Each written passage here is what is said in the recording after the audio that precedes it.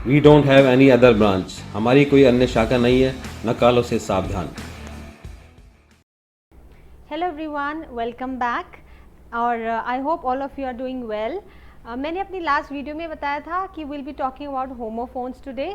सो homophones क्या है अभी हम स्टार्ट करते हैं, मैं आपको बताती हूँ। But before that I hope all of you are practicing, आप अच्छे से प्रैक्टिस कर रहे हैं अपनी कम्युनिकेशन स्किल्स को इन्हांस करने के लिए, बिकॉज आपका जो रिटन एग्ज़ाम है दैट इज़ वो तो इम्पॉर्टेंट है ही, राइट लेकिन आपका यहाँ पे कम्युनिकेशन, आपका इंग्लिश ऐसे भी इम्पॉर्टेंट है, बिकॉज ये चीज़ ऐसी है जितना आप प्रैक्टिस कर रहे हो अपने रिटन के लिए उतनी ही प्रैक्टिस आपको यहाँ पे करनी है फॉर स्पोकन इंग्लिश, क्योंकि आपको रिटन क्वालिफाई करने के बाद स्पोकन ही आपको स्पोकन के लिए ही जाना है।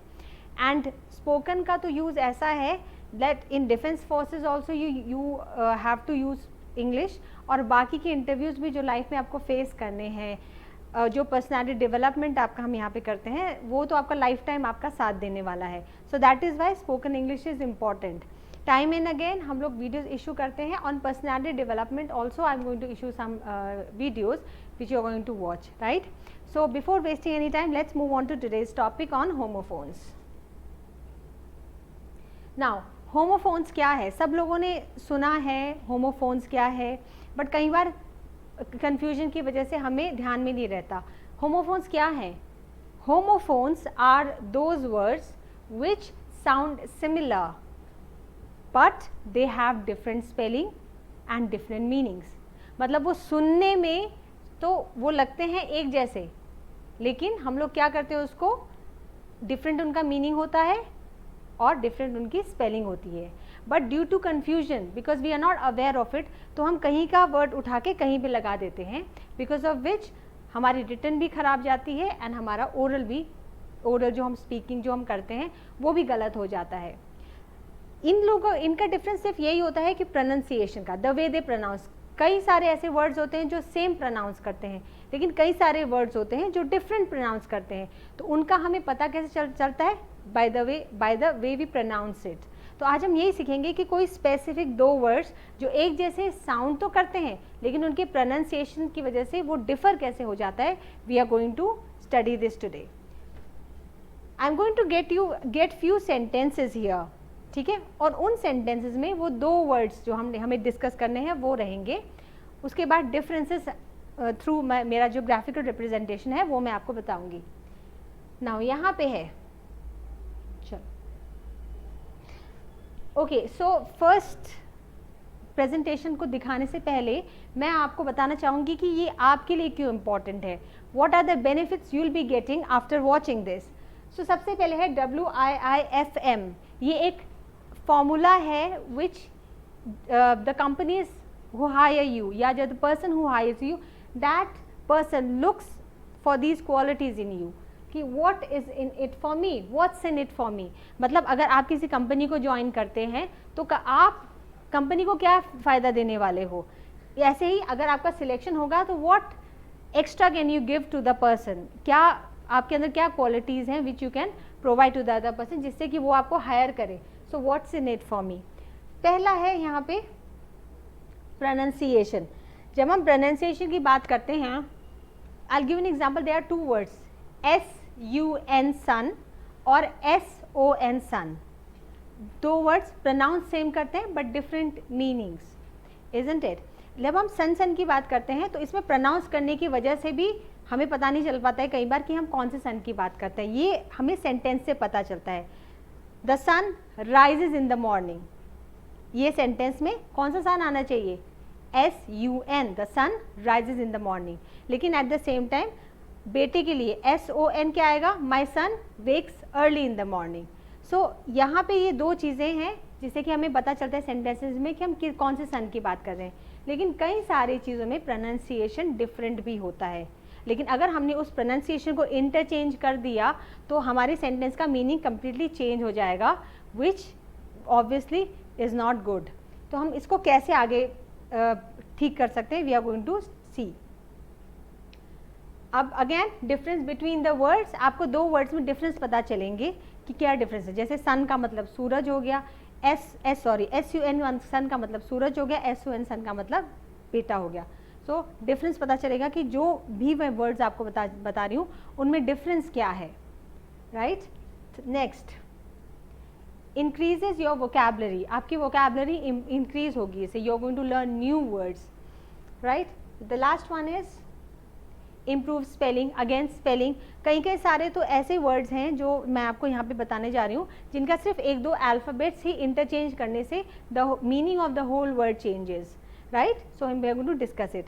सो let's start now. Now the bandage was dash around the dash. दोनों एक ही वर्ड है. They look same, they spell the same. Pronunciation इनका सेम है? नहीं है. It depends on the way you pronounce it. So हम इसको पढ़ेंगे.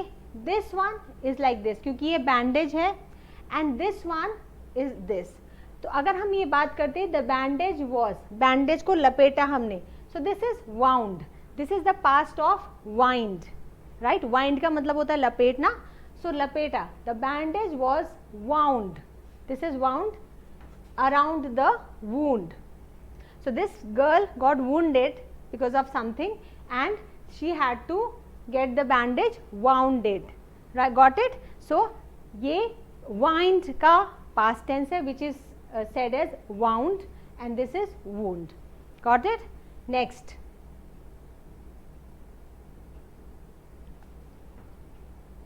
Okay, the man, ये बहुत common error है जो बहुत से लोग गलती करते हैं.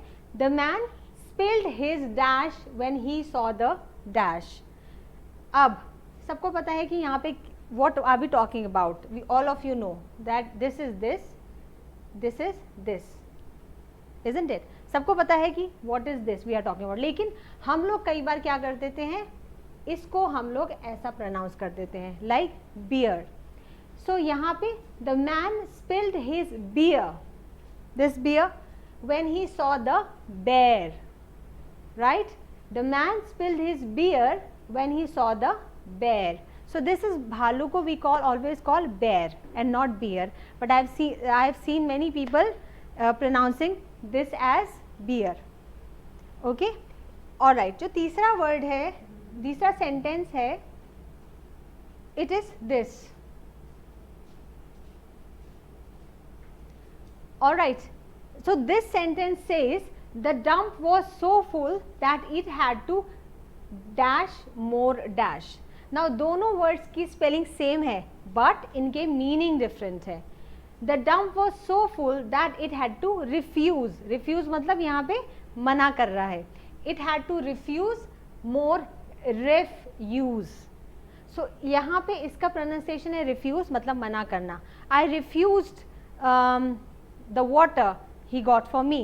I refused the job offer I had. तो यहाँ पे इस चीज़ का जो है it is pronounced as refuse और इसको हम बोलेंगे refuse. Refuse का मतलब है dump, which is garbage, any kind of garbage. तो इस सेंटेंस का ओवरऑल मतलब ये है कि द डंप, जो गार्बेज डंप होता है, जहाँ पे गार्बेज कूड़ा को हम लोग डंप करते हैं, फेंकते हैं, रखते हैं, वो फुल हो गया था. इसीलिए उन्होंने क्या किया, बहुत ज़्यादा गार्बेज को, रेफ्यूज़ को उन्होंने रिफ्यूज़ कर दिया. That we do not have any space, so we can not accept the refuse. ठीक है. Next. Okay. I wish to get an dash seat while going on vacations to the dash. अब ये is when we are talking about this word is pronounced as aisle. This word is pronounced as aisle और इसी के जैसा pronunciation इसका भी होता है aisle. But इनमें difference क्या है? Spelling इनमें different है लेकिन pronunciation is the same. aisle and aisle. aisle क्या होता है? Whenever you travel by train, by bus or by air, ये जो बीच का जो एरिया आपको दिख रहा है, दिस इज नोन एज आइल. लेकिन ये आइल सिर्फ प्लेन एयर ट्रेन में भी नहीं होता है. Any path between two ways, between two sections is called an aisle. तो यहाँ पे व्हेनेवर आपको ट्रैवल कर रहे हो तो there are 3 seats which you get. The first seat is the window seat, then the middle seat and then the aisle seat. Aisle seat is this is the aisle seat. यहाँ पे also this is the aisle seat, तो इसको आइल बोला जाता है. But ये दूसरा वाला आइल क्या है, ये बहुत कम सुनाई देता है, but it is the short form of an island. आप लोगों ने एक आइलैंड का नेम सुना है, isle of Man, isle of Wight. So these are the name of islands which are there in the world. So उस island को, ISLAND वाले आइलैंड को हमने शॉर्ट करके यहाँ पे आइल बोल दिया है, right. So these two are aisles. Got it. Next,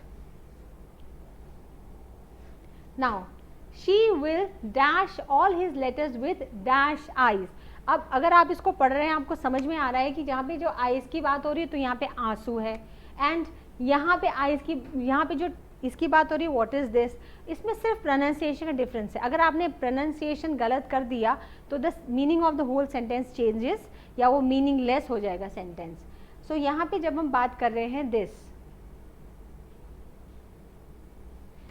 तो इस सेंटेंस को अगर हम पढ़ेंगे, she will tear, she will tear all his letters with tearful eyes. So this is the difference between tear and tear. जब हम आंसू की बात करते हैं, that tear, उसमें tear आता है. Like the child started shedding her tears when she saw her mom, or I started shedding tears when I saw my marks. यहाँ पे tear का मतलब, as you can see, the person is tearing the contract. So tear का मतलब है to, जिसको हम हिंदी में बोलते हैं फाड़ना. सो यहाँ पे ये वाला tear है. सो प्रोनाउंसिएशन का ध्यान दे please, it is this way. Next, okay, देखो मैंने आपको बोला था कई सारे ऐसे वर्ड्स हैं जिनमें सिर्फ एक छोटे से लेटर का डिफरेंस है.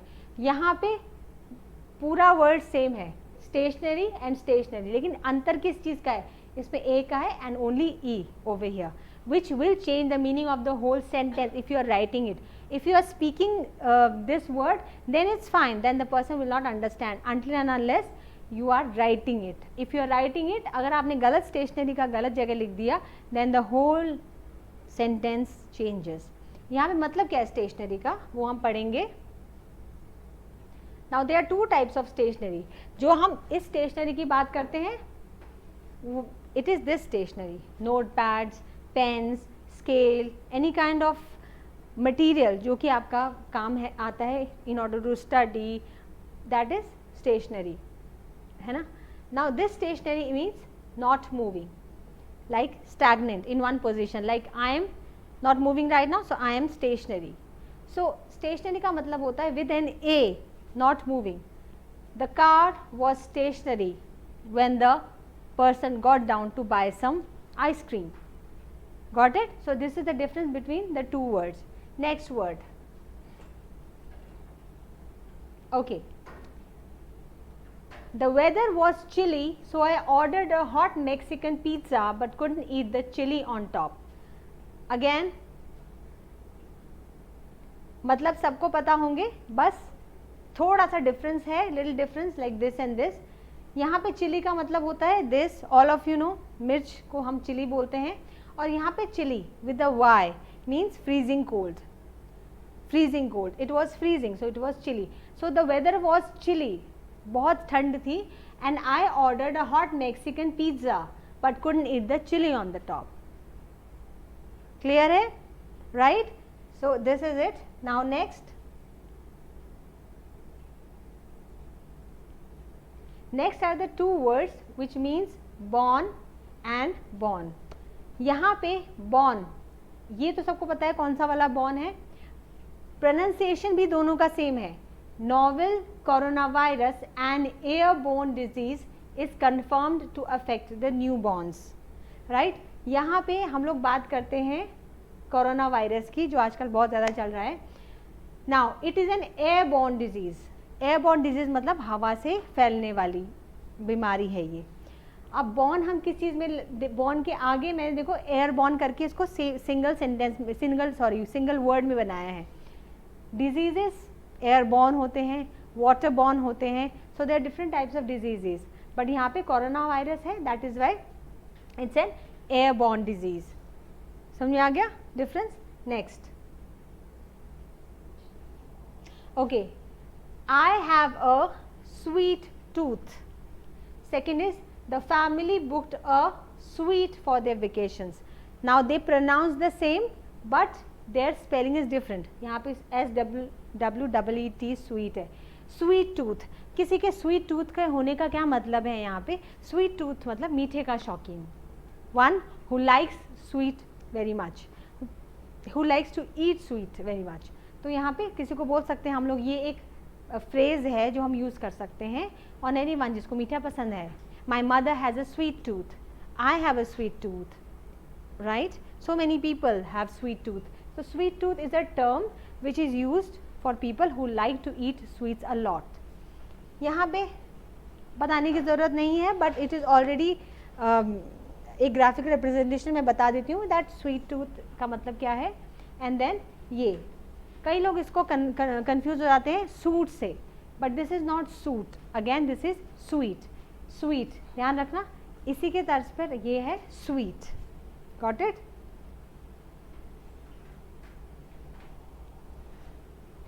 Okay, next is this. In fact ये आज का लास्ट हमारी आज की स्लाइड है. Now there are two words. The dash for the pizza is ready. I saw a dash on my trip to the zoo. Now what is the difference? The difference is that इसको कैसे pronounce किया जाता है? इन दोनों को pronounce किया जाता है एज डो. कैसे प्रोनाउंस किया जाता है? डो. Got it? डो. अब डो का मतलब है, जो हम मम्मी को देखा होगा आपने, शी नीड्स द फ्लोर. आटा वो गूंथती हैं एंड उसको गूंथने के बाद जो ये बचता है, this is known as dough. Okay, so DOUGH हम लोग पिज़्ज़ा बनाने के लिए भी हम लोग डो यूज़ करते हैं. आटा जब रोटी बनाने के लिए उसके लिए डो यूज़ करते हैं. So the dough for the pizza is ready. Got it? और सेकंड इसको बोलते हैं डो. डो किसको बोलते हैं यहाँ पे? This is a deer and doe is used as a term for a female deer. So I saw a doe on my trip to the zoo. मैंने अपने ट्रिप टू द जू में एक फीमेल डियर को देखा. Got it? So these are the homophones that I wanted to teach you today. Do practice all these homophones and I hope they are all working for you. जब आप लोग आगे अपने इंटरव्यू के लिए जाएं, SSB के लिए जाएं या किसी भी आप ग्रुप डिस्कशन के लिए जाएं, so you will be able to utilize all these words, right? So with that I finish I end this session. That's all. Thank you. Kindly subscribe D-Day YouTube channel and don't forget to press bell icon.